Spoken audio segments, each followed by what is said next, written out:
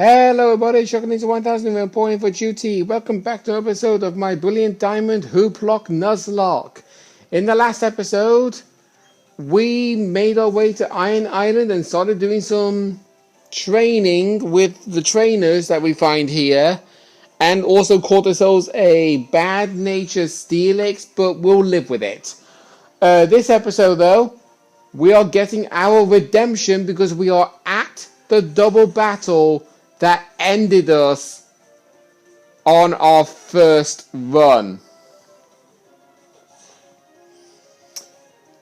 Riley, come on. I know it's understandable to actually get rid of the Haunter. Yeah, okay, he did have a flow soul. But seriously, Pelipper's one hit away from being killed. Floatzel with Aqua Jet going right for me. Okay.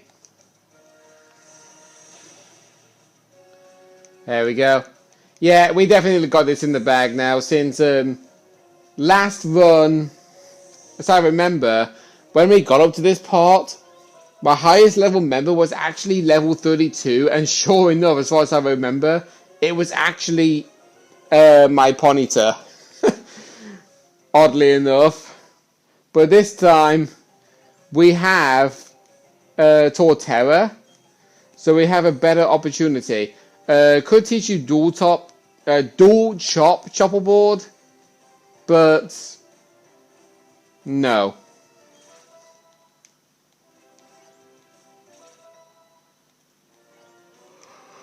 Oh dear, excuse me. Shooter Woodo. That's the Pokemon that ended things with me.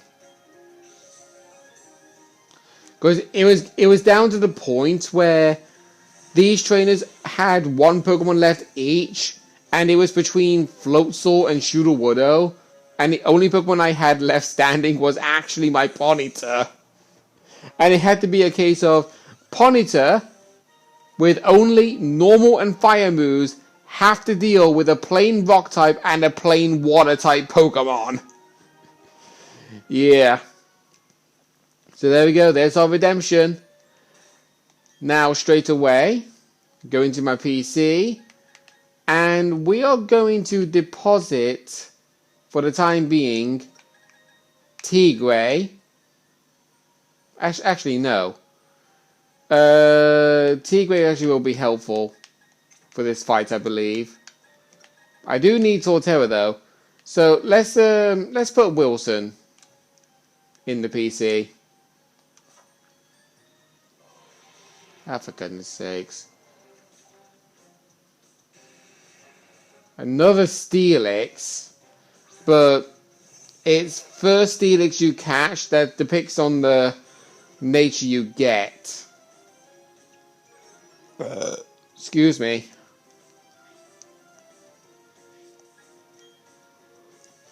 Ah, Tigray wanting to be petted.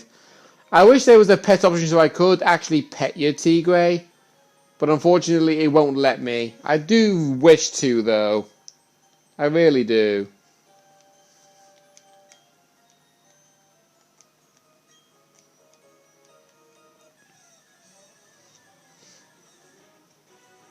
Okay, the Galactic Grunts. Yeah, that's why I wanted to put Tigray in the lead.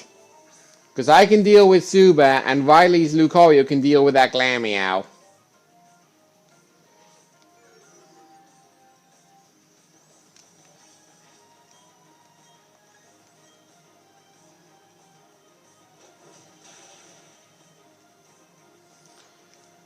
God, his Lucario really must be fast.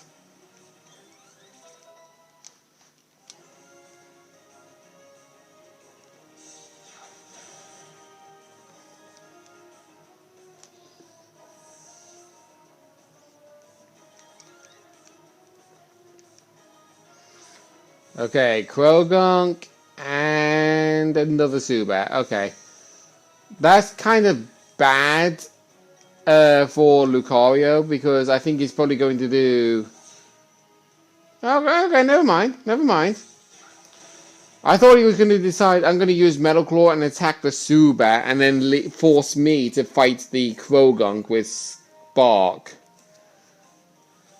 And he decides to poison me. No? Okay, good.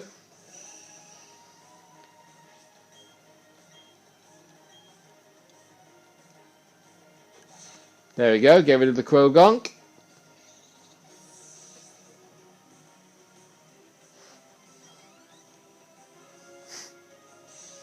It's not gonna...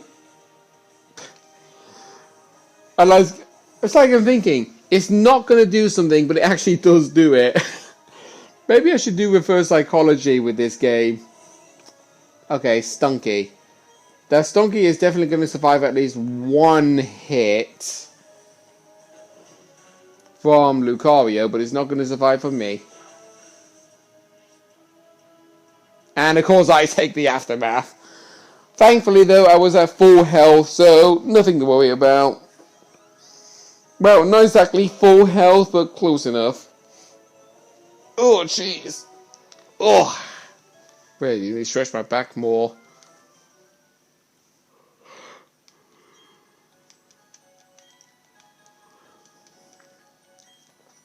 So there we go.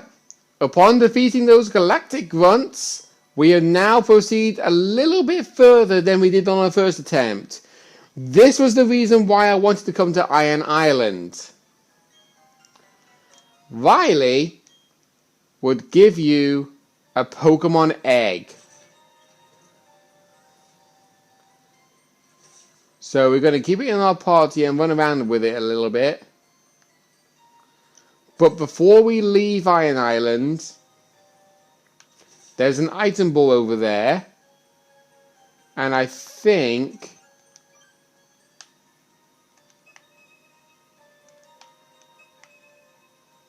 No? Okay. I wanted to see if there was a hidden item there. It's not. We get a shiny stone. So, if I decided to, like, get Togepi, and it had it evolved into Togetic, I'd be able to use that shiny stone to evolve into a Togekiss.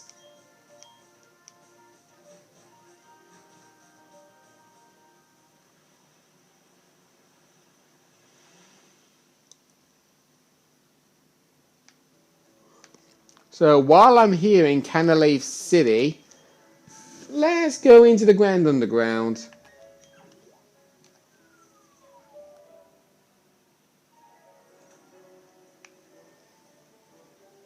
We're in a new section, the far bottom left. So this cave, well, cavern even. Spacious cave once again, and first thing we see is a Graveler. And a Bidoof. And a Chingling.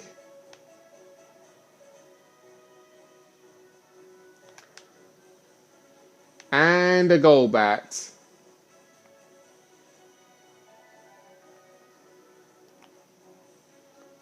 And that's it. Okay. Yeah, this is actually a good, like, excuse to just run around the place without having any interruptions and just constantly going back and forth.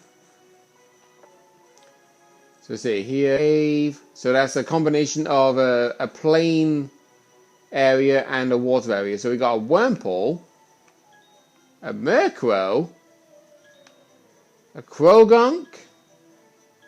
Whoa, jeez. Right. Maybe Murkrow would actually be helpful. Now I think about it.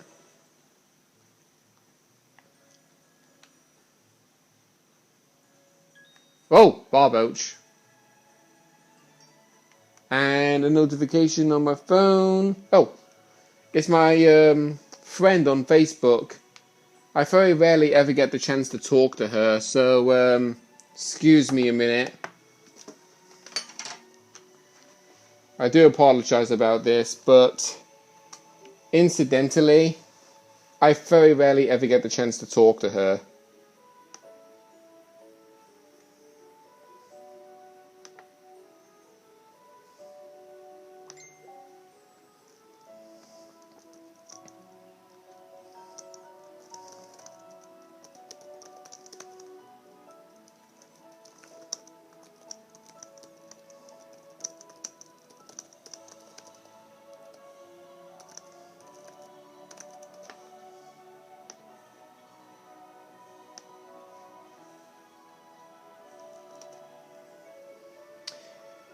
Okay, there we go. So I send the message. And I'm also choosing a thumbnail for episode 39, and it's got to have to be a picture of Shinx. Yeah, that's one of the thumbnail options. The other one is when inviting your rival, and the third one being talking to Nurse Joy. Okay. There we go. Murkrow. Should I actually catch the Murkrow? In fact, have I actually caught Murkrow already, now I think about it? If I've already caught the Murkrow once before, then I'm just free to move on.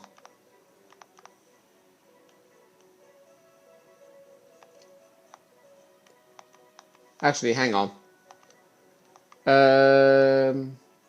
Let's see. Sort A to C.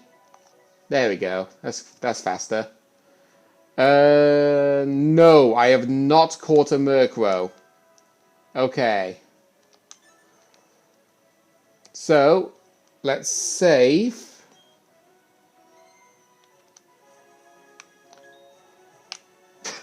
Wurmple trying to chase after me. Okay, Murkrow.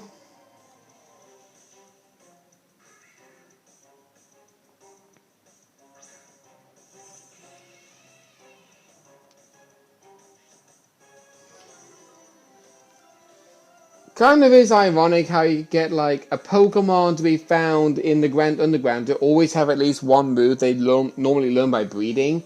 Whatever move Murkrow has, I hope it doesn't really have a huge negative benefit for me. So we'll use the Quick Ball, we get our Murkrow, and we're free to just leave the area.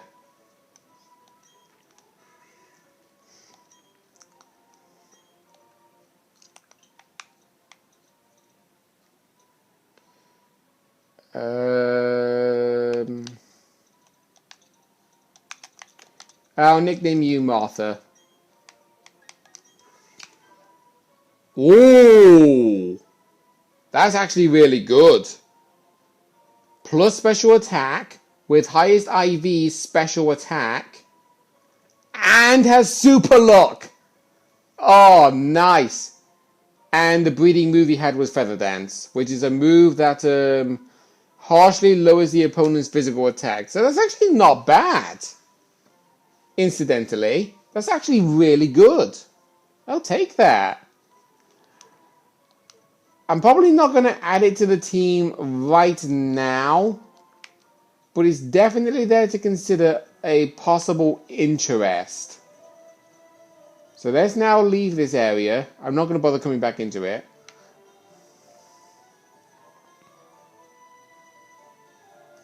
And let's see what's in that room on the far bottom part of this area.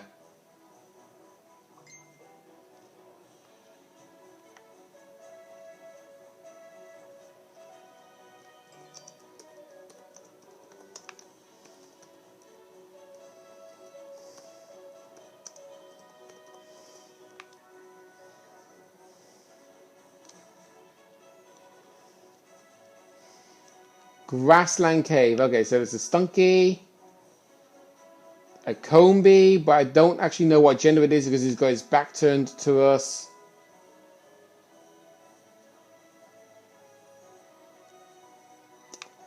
I'll come back to that one in a minute. So Hoo-Hoot. Hey! we got another TM for Bug Buzz.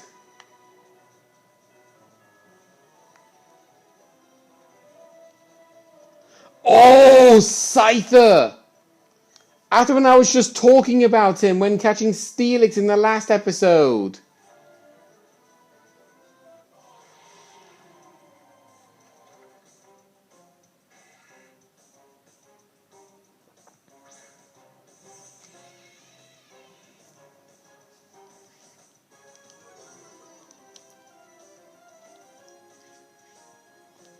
Okay, level 37.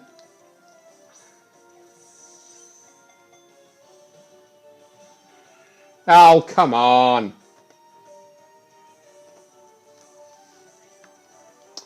I don't want to hit her with Spark, because I think it's probably going to knock her out.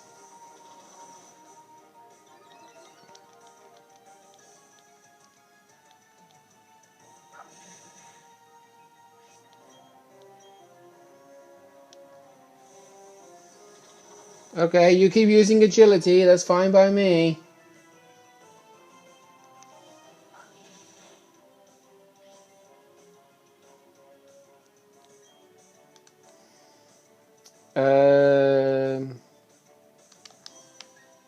Yeah, we'll go for attack. Well, that's actually weaker in power.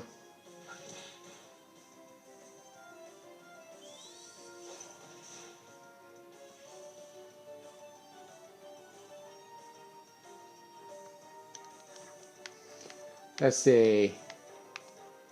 Yeah, let's put you in the one and only Ultra Ball that we found in Iron Island.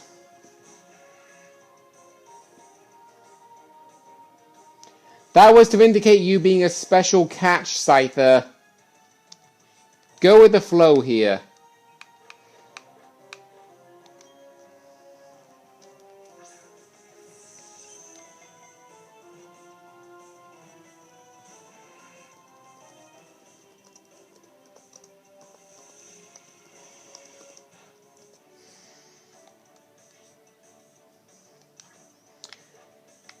Alright, we'll put you in a Dusk Ball then, since you're in a cave. Scyther! Stop giving me a hard time. Come on.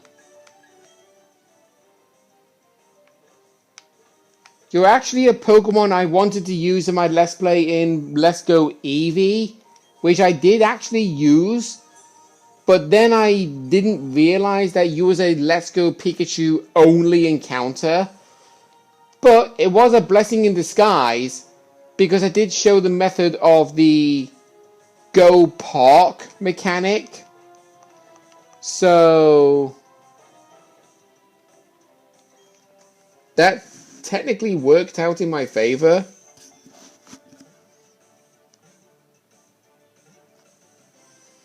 There we go. Strangely enough to actually have a Premier Ball catcher. What's this? Somebody putting down a tree. Oh, somebody's saying, I just think it's time to admit that they are the best starter Pokemon of each type. Turtwig for grass, Fuecoco for fire, and Oshawott for water. Honestly, I actually have no idea how to feel about that. Like, each starter Pokemon is unique in their own way, but I have no idea if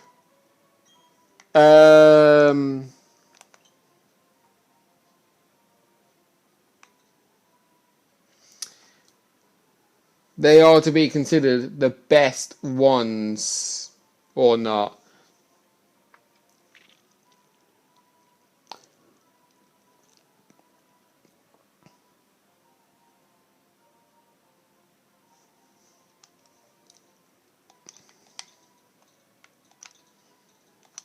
I'll call Scyther Edna. Neutral nature, highest IV is speed, and it has technician for the ability. Okay, that's good. That's actually really good. Send you into the PC for now. Whoa! Forgot that Stunky was down there. Alright, Stunky, alright. Oh, Combe's moving. Combe, turn around, please. I want to see if you're a male or female. You are a male. Okay. You can tell if it's a female if it has a red triangle on the bottom face. So just pay attention to that. If you don't see a little red triangle on the bottom face of the Combe, then you know it is a male. It was really hard to actually try and find a female Combe when playing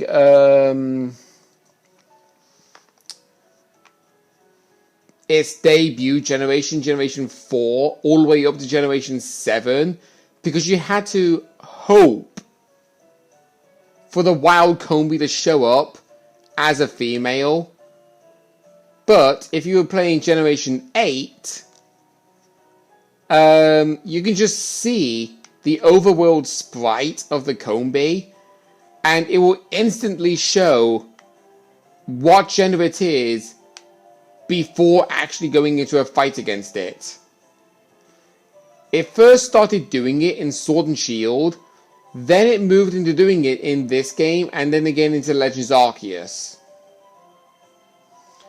But then again, Combee is still somewhat hard to find in Legends Arceus because they're more likely to be popping out of the trees. That you have to rely on a Pokemon to headbutt. But then again, it's not really like a case of teach a Pokemon to move headbutt to headbutt the trees, or slather honey on the honey trees. It's just, if a tree is rustling, send a Pokemon over there to investigate, and it will instantly pop out a Pokemon. That's technically how it works. So we got the TM for U-turn, which is ideal for me. I don't honestly know what would be best for a Pokemon to teach that to. Probably would make sense to teach it to my newly caught Scyther. But Technician is an ability that actually boosts the power of moves that have a base power of 60 or less by 50%. Oh wow, this deck is going to take forever to hatch. So, okay then, I think we might as well go into the gym then.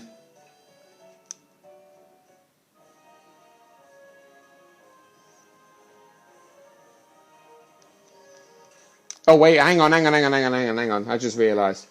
If I'm inside the Pokemon gym, I can't enter my PC. So, Solgrey, we're going to give you a little bit of a break because even though this is a steel type gym, they more likely use ground type Pokemon, and I am not putting you up against that.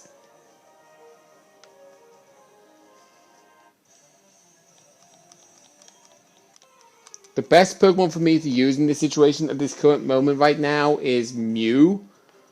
Since we have black belts that love to use Steelix apparently. I was honestly thought that they were going to be using Meditite. I might be right. One Pokemon trainer that's a black belt might theoretically use a Meditite, but I can't get my hopes up. Sturdy. Oh, and I was hoping for the burn. That's weak. Okay, so there we go. I've shared my recently uploaded video into both Twitter and Facebook.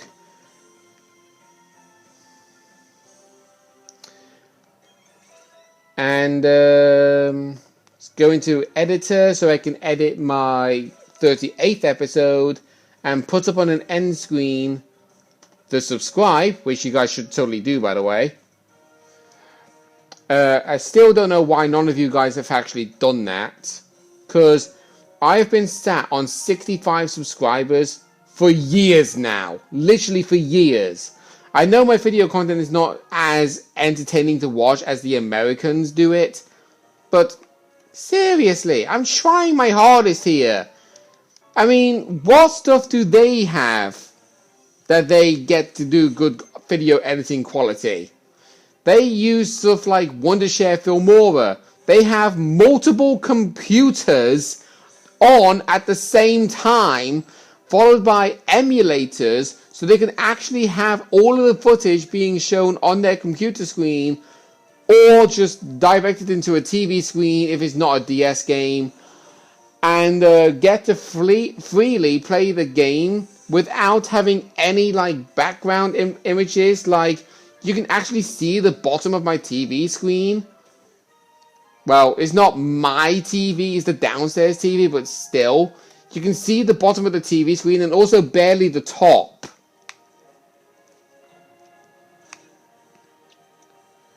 So, yeah, they are able to do editing, whereas I cannot. I did actually try using Wondershare Filmora, but guess what? I actually made a Wondershare Filmora video, wanted to upload it onto YouTube, and YouTube decided to say, hell no! I am not going to allow you to upload that file because we do not recognize it. Because apparently YouTube does not allow me to upload videos edited in Wondershare Filmora. It has to specifically be a Wondershare Filmora from scratch kind of thing. I don't know. It's absolutely ludicrously stupid. So they use actual video cameras and proper microphones. What do I have? I have an iPad that can't even stand up unless I'm using 10 video game boxes to hold it in place, and some headphones with a mic attached to it.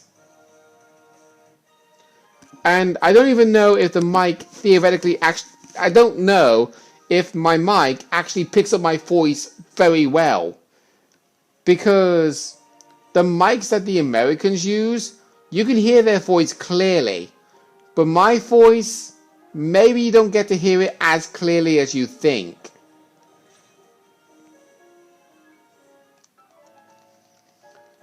So that presents problems for me.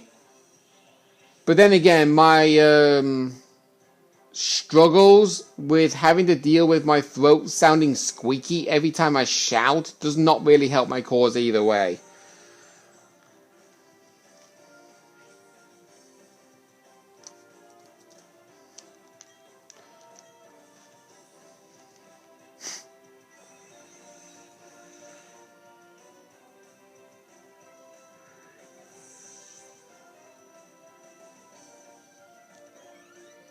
Okay. Now, just keeping an update on the weather. It's still saying potential risk of thunderstorm at 7 o'clock in the evening. It is cloudy outside, but it's like overcast.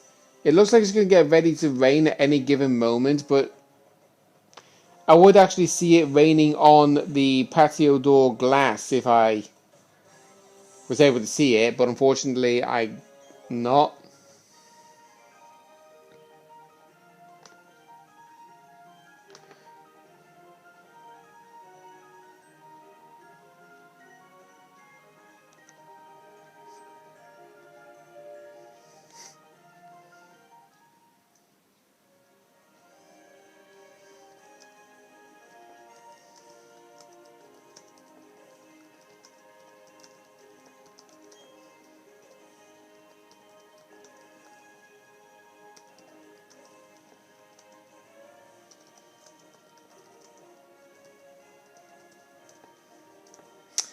Sorry, somebody messaging me on Discord.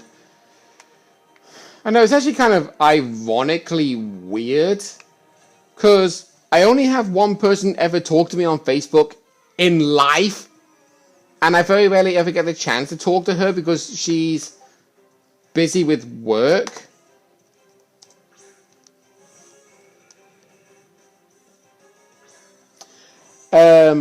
But on Discord, this is actually kind of a thing that I don't pretty much mention to a lot of people often. When I'm on social media, except Facebook of course, but on Discord and another site called IMVU. I used to be on Instagram, but not anymore. I do a thing where I do admit who I am in the real world, but I like to pretend to be a female because it's honestly the gender I'm truly supposed to be. I'm not supposed to be male. I'm supposed to be 100% female. But I just have to accept my life as it is.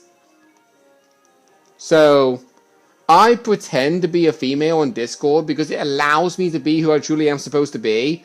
And because of me doing that, people talk to me on social media every day. And I'm not saying this in a negative way. I'm not saying it as a way of saying like, oh, it's because many people prefer to talk to girls than they do to talk to boys. It's more so the fact that because I'm being a girl, I'm basically letting myself loose and getting to do things that I can't do in the real world that I really want to do. And it's like an escape to a different reality. And it's just allowing me to feel free. And these people who I'm talking to is like accepting that fact. And it helps. It really does help. I think the best way for me to say this is, if you have something on your mind that you feel like you need to talk to somebody about, then don't hesitate. Feel free to mention it to somebody who is close to you. Somebody who would truly understand you for you. Somebody who would give you moral support if you need it the most. Just know that you've always got somebody to talk to. And if they are able to help, that's good. If they're not able to help, but are still at least supportive, then that is ideally good for you regardless. So anyway, next time on my Brilliant Diamond Hooplocke Nuzlocke, we're going to be battling Byron. See you guys then.